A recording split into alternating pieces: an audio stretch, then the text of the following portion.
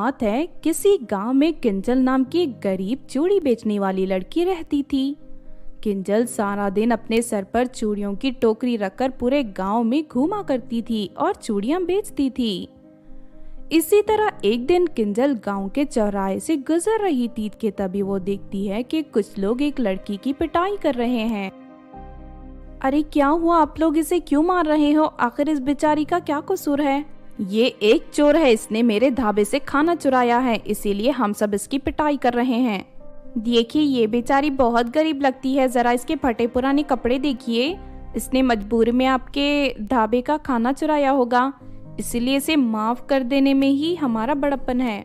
अरे वाह, तू तो बड़ी चालाक निकली। इस तरह की बड़ी बड़ी बातें सुनने में अच्छी लगती हैं, लेकिन इसने मेरा जो खाना चुराया है उसका नुकसान कौन भरेगा?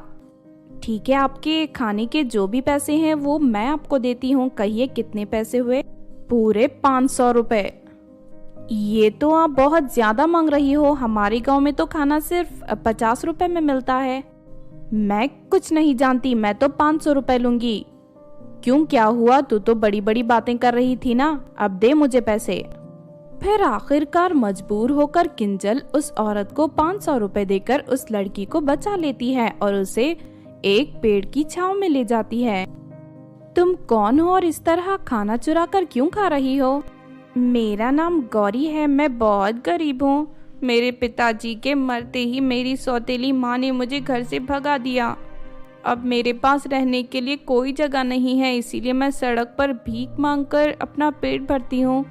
लेकिन 2 दिन से किसी ने मुझे खाने के लिए कुछ नहीं दिया था, इसीलिए मजबूर होकर मैं खाना चुरा कर खा रही थी। उस लड़की की दुख भरी कहानी सुनकर किंजल को उस पर बहुत तरस आता है। तुम चिंता मत करो, मेरे साथ मेरे घर चलो, मैं चूड़ियाँ बेचती हूँ, तुम मेरे काम में मेरी हाथ बटाना। घर के छोटे मोटे काम भी कर लेना, इसके बदले मैं तुम्हें हर महीने पैसे दिया करूंगी। इस तरह किंजल गौरी को अपने घर ले जाती है और उसे पहनने के लिए नए कपड़े देती है। फिर गौरी किंजल के घर में रहकर काम में उसका हाथ बटाने लगती है। इस तरह कुछ दिन बीत जाते हैं, लेकिन एक फिर रात किंजल जब अपने कमरे में सो रही थी तभी उसे गौरी के कमरे से किसी के रोने की आवाज सुनाई देती है। ये सुनकर किंजल को बड़ी हैरानी होती है। किंजल गौरी के कमरे का दरवाजा खोलकर अंदर चली जाती है। क्या हुआ दीदी, आप अचानक उठकर यहाँ क्यों आ गई? मुझे तेरे कमरे से किसी के रोने की आवाज सुनाई दे रही थी, ऐसा लग रहा था जैसे कोई आदमी रो रहा है। नहीं नहीं दीदी, ये आपका वहम लगता है। आज आपने बहुत काम किया है, इसीलिए थकान की वजह से आपको ऐसा महसूस हो रहा है। हाँ, तुम ठीक कहती हो, शायद यही वजह है। इतना कहकर किंजल अपने कमरे में सोने चली जाती है। तभी गौरी दरवाजा बंद करके मुस्कुराने लगती है और अपने पलंग के नीचे से घायल आदमी को बाहर निकालकर उसकी गर्दन में काट देती है और देखते ही देखते उस आदमी का सारा खून पी जाती है। उसके बाद गौरी घर के पीछे वाले हिस्से में उस आदमी की लाश को दफनाकर चली आती है। इस तरह रोज गौरी गांव के किसी न किसी आदमी को पकड़कर उसका खून पी जाती थी और फिर उसकी लाश को घर के पीछे दफना कर देती थी।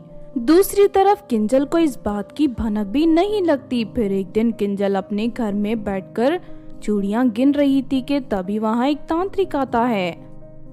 और सुनो बेटी, तुम्हारे घर में एक धोखेबाज चुड़ैल रहती है जो इंसानों को मार कर खा जाती है। मैं उसे पकड़ने आया हूँ। ये आप क्या कह रहे हैं? मेरे घर में तो मैं और मेरी नौकरानी रहते हैं।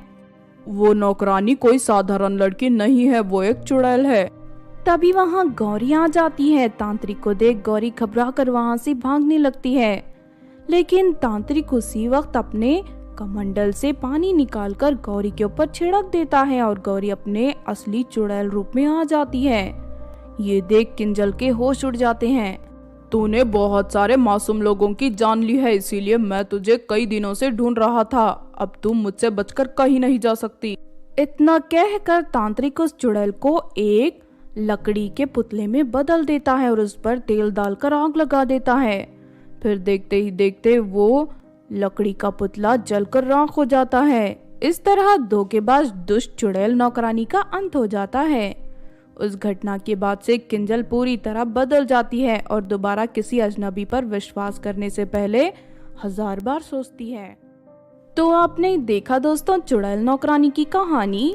इस कहानी से हमें ये सीख मिलती है कि हमें किसी भी अजनबी के पूरी जांच पड़ताल किए बिना उसे अपने घर में नहीं लाना चाहिए, वरना हम मुसीबत में फंस सकते हैं। अगर ये कहानी आपको अच्छी लगी हो तो ज़रूर लाइक करें और हमारे चैनल छोटू टीवी को सब्सक्राइब भी कर लें।